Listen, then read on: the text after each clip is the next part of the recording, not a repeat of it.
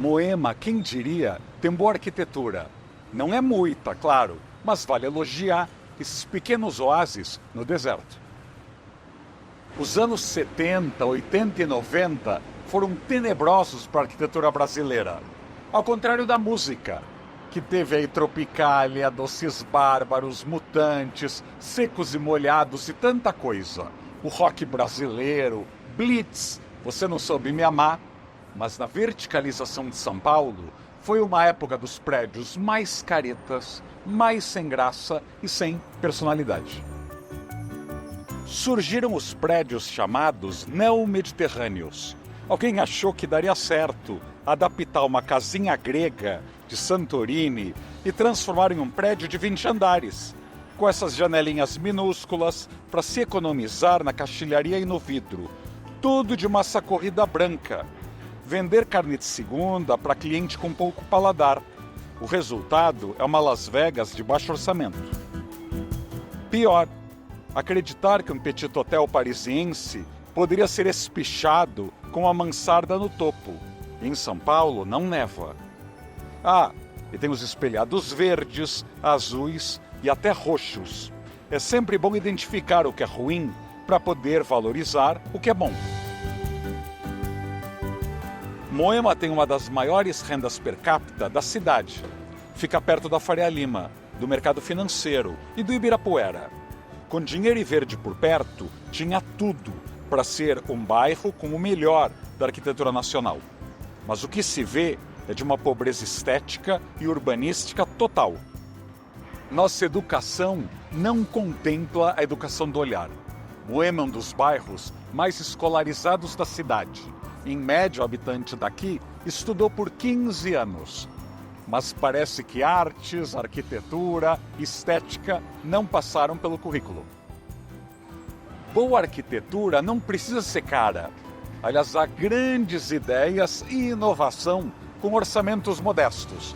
Mas tem muita arquitetura cara e ruim sendo vendida para incautos. Mesmo nos anos 90 e 2000, com a estabilização da democracia e da economia e do Plano Real, a produção arquitetônica em Moema e no resto do país continuou sem ter axé ou swing da cor. É por isso que é muito, mas muito difícil descobrir clássicos da arquitetura em Moema. Se você procurar em qualquer livro de arquitetura ou nas maiores premiações do gênero, vai ver que Moema tem muito pouco para quem gosta e é versado em arquitetura e design. Não vale incluir prêmio comprado, dos que abundam no mercado imobiliário.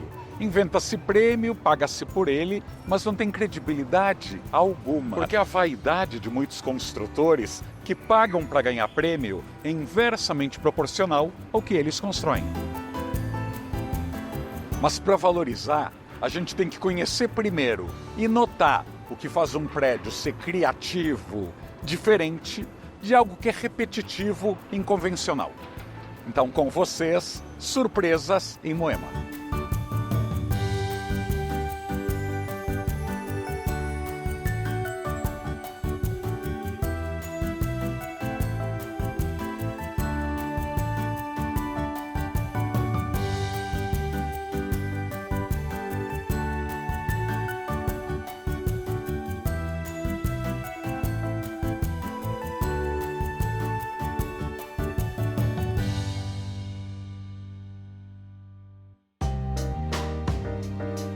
Este aqui era um típico banheiro gigante, prédio de escritórios que nenhuma empresa hoje em dia alugaria para ser sua sede. Construído há 40 anos. Esse verde lembra das paredes do aeroporto de Cumbica, quando era estatal Infraero. Um retrofit muito inspirado, feito pelo arquiteto Ângelo Bucci, mudou tudo. Em vez de demolir, a incorporadora decidiu reaproveitar o prédio, com as vantagens de edifícios de escritórios. Um pé direito mais alto, de 3 metros de altura, e vãos entre as lajes maiores. O peitoril foi baixado quase até o chão. Para proteger os interiores de tanto sol, foram instalados estes painéis móveis de um produto importado chamado Viroc, que mistura cimento a serragens de madeira. Os painéis perfurados Funcionam como as antigas venezianas, mas bem mais resistentes. O artista plástico Hélio Cabral colocou cores na alvenaria estática, mas que ganha movimento com o deslizar dos painéis. E assim, em um terreno de apenas 800 metros quadrados, em Moema, surgiram 51 apartamentos, de 40 a 115 metros quadrados. Em um lote da zona oeste de São Paulo, onde cabem de 2 a 3 casas, há 51 apartamentos. E uma entrada ainda sem muro nem grade. Um feito para qualquer reunião de condomínio ou síndico paulistanos. A melhor cidade é a já construída. Se um prédio está vazio, que tal reinventar para não ficar ocioso? Este aqui ainda não está pronto, mas já se nota que vai ficar muito acima do padrão Moemer. É projeto do arquiteto Arthur Casas. O térreo ainda é mais impenetrável do que eu gostaria, mas não dá para se educar o alto padrão brasileiro em uma semana. Pelo menos tem verde. Para quem olhar para cima, já vai ver algo mais harmonioso e agradável. Tomara que provoque muito ciúme nos prédios vizinhos. Ser crítico de arquitetura e urbanismo no Brasil requer muita coragem, porque as pessoas não estão acostumadas a ouvir críticas. Se eu fosse comentarista esportivo, por exemplo, eu teria passe livre para dizer que um jogador está fora de forma, ou gordo, ou velho, ou pedir a cabeça, sim, termo aí homicida, de um técnico de futebol. Todo mundo concorda e até aplaude quando você é exigente no futebol. Se eu fosse crítico gastronômico, as pessoas aplaudiriam quando eu criticasse um restaurante caro que nunca acerta o ponto da carne. Ou aquele chefe que exagera no açúcar e a sobremesa vira uma gororoba. As pessoas ficam felizes quando são alertadas para não cair numa arapuca gastronômica. Mas quando eu critico um prédio monstruoso que vai ficar nos assombrando por 100 anos, aí me chamam de radical, de agressivo ou que é questão de gosto. Sim, prato, gastronomia, time de futebol são coisas com as quais as pessoas se importam e são exigentes. Com a arquitetura não estão nem aí. Não estamos acostumados a criticar porque muita gente não saberia avaliar o que é bom ou o que é ruim. Nós vemos políticos veteranos, empresários bilionários, bancos, grandes empresas em prédios mequetrefes.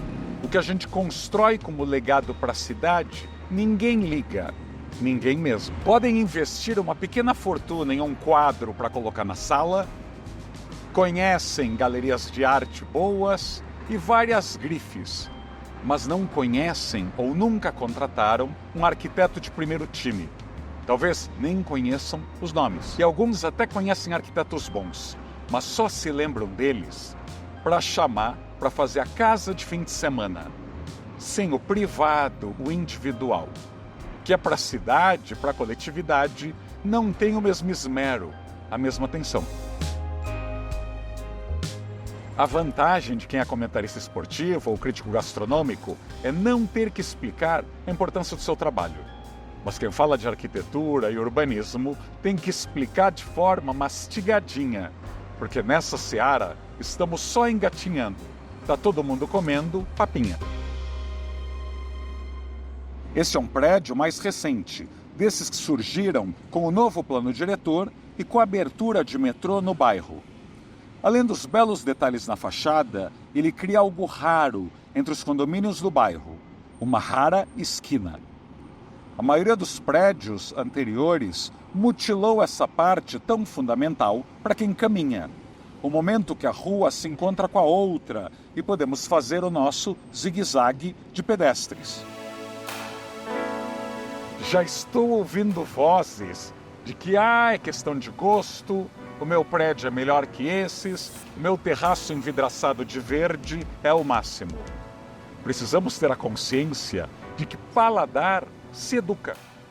Quem não lê nada ou está pouco acostumado a ler pode achar Machado de Assis complicado, difícil ou chato. Mas é bom martelar. O problema de não se entender e não se gostar de Machado de Assis não é do Machadão, é seu.